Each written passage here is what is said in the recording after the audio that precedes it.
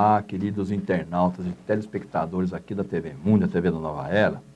Nós estamos aqui com o nosso programa Retrato da História e falando das grandes personalidades brasileiras. E se você quiser mais informação, entre no meu site, porque lá todos esses detalhes que nós passamos, realmente, eles têm muito mais informação, que é o www.holonomia.com.br, tá? Que é justamente o nosso projeto aqui, do nosso trabalho junto com o Cláudio José, Berenice Bellatio e uma série de outras informações de alto nível para você. E nesse bloco nós iremos falar realmente de uma personalidade que é muito importante para a nossa história. Por quê? Porque ele foi o primeiro brasileiro que teve o instinto justamente de independência. Porque o Brasil, nesse período que ele viveu, já vivia realmente arrochado. Por quê? Explorado lá pelos portugueses, porque nós éramos uma colônia, tá? Então nós iremos falar de Joaquim José da Silva Xavier. Lá na história, né? Lá na escola, as pessoas sabem, quase de cor. Não sabe por quê? Porque é muito importante. Ele simplesmente é Tiradentes. Ele nasceu em 1746, lá em Minas Gerais, e faleceu em 1792, no Rio de Janeiro, tá? Joaquim José da Silva Xavier, o Tiradentes, entrou para a história como o principal líder da Inconfidência Mineira e foi um dos primeiros brasileiros a lutar pela independência. Porque nós fizemos alguns programas, falamos lá de brasileiros que lutavam pela terra, né? Que nem o Felipe Camarão, o Ajoricaba, indígena, mas aqui já nasce o instinto, realmente, da época que eles viveram, da independência do Brasil, tá? Ele foi tropeiro, minerador, dentista, alferes do Regimento dos Dragões de Minas Gerais. E ele foi nomeado pela rainha Dona Maria I de Portugal como comandante de patrulha. O ouro descoberto no século XVII na capitania de Minas Gerais, né, gerou riqueza à corte portuguesa por um longo período. Minas Gerais tornou-se o centro econômico da colônia e Vila Rica, sede da capitania, transformou-se em pequena metrópole e foi lá que surgiram os primeiros ideais de independência do Brasil. Muitos brasileiros não se conformavam com os altos impostos que eram cobrados pela coroa portuguesa. Então, olha só, gente, já começava a exploração desde aquela época, tá?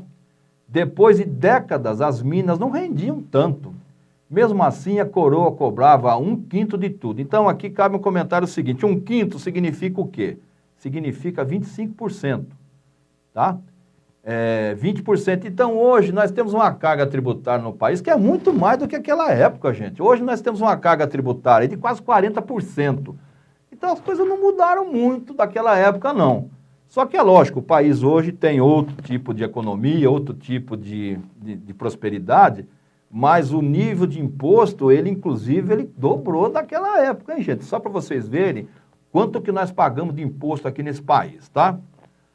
Os ânimos se acirraram quando os portugueses cobraram uma derrama atrasada de 7 toneladas de ouro que foram arrancadas à força dos brasileiros. Imagine só, gente, você arrancar 7 toneladas de ouro num período muito curto, para ficar bancando muitas vezes, né, todo um contingente de uma coroa lá em Portugal, tá? Então, nós estamos vendo que esses países da Europa estão passando.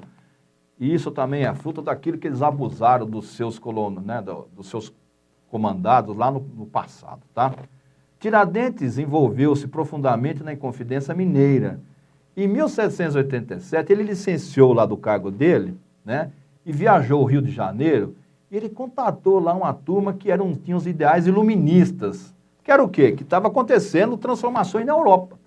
O movimento contava com parte do clero, intelectuais, mineradores e comerciantes endividados. Dentre os inconfidentes, José de Alvarenga Peixoto, Cláudio Manuel da Costa e Tomás Antônio Gonzaga. Olha só por quê de tudo isso. A independência dos Estados Unidos, em 1776, impulsionava os sonhos dos inconfidentes e as notícias da Revolução Francesa acendiam os ânimos dos revoltosos. Por quê? O mundo dessa época estava passando por uma transformação, as colônias se rebelando e realmente aí eles tiveram, né, essa chama que impulsionou em especial Tiradentes de também entrar e seguir a maré aí da independência que estava acontecendo em vários locais aqui, principalmente da América, tá? Assim, quando surgiram os boatos que a derrama seria cobrada em fevereiro de 1789, o grupo procurou fechar os detalhes da conspiração. Aí, realmente, eles, né, fizeram essa reunião para se voltar lá contra a coroa portuguesa. Tiradentes viajou ao Rio de Janeiro para adquirir armas, né, e fortalecer a revolta, mas a revolução não aconteceu, pois foi denunciada por Joaquim Silvério dos Reis.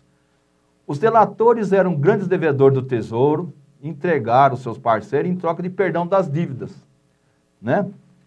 Então, logo soube do plano de conspiração, né, o Visconde de Barbacena, no caso, suspendeu o derrame, prendeu todo mundo. O que aconteceu?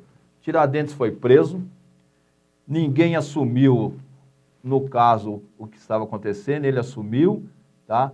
E, infelizmente, foi condenado pelaquela Maria I lá, que promoveu ele, e em 21 de abril de 1789, infelizmente, ele foi esquartejado, tá? Inclusive, várias partes do seu corpo foram espalhadas por toda a colônia, e aí aconteceu o quê? Aconteceu o que nós aprendemos no banco da história, que é o grande referência a esse grande líder Tiradentes, tá? Então, pessoal, nós deixamos vocês, então, nesse segundo bloco, com esse grande líder Tiradentes, tá? Sempre referenciando para vocês acessarem o meu site, o www.holonomia.com.br, porque lá realmente tem muito detalhe. Porque é lógico, o nosso tempo, né, muitas vezes ele tem um limite, a gente, né, não tem como passar, né, todas essas informações para vocês. Então, nós deixamos vocês aqui com um pequeno intervalo, não sai daí não. Hoje nós estamos falando aqui de 3 grandes líderes brasileiros, Raposo Tavares, Tiradentes, e falaremos no próximo bloco sobre o Frei Caneca. Só um minutinho, nós já voltamos.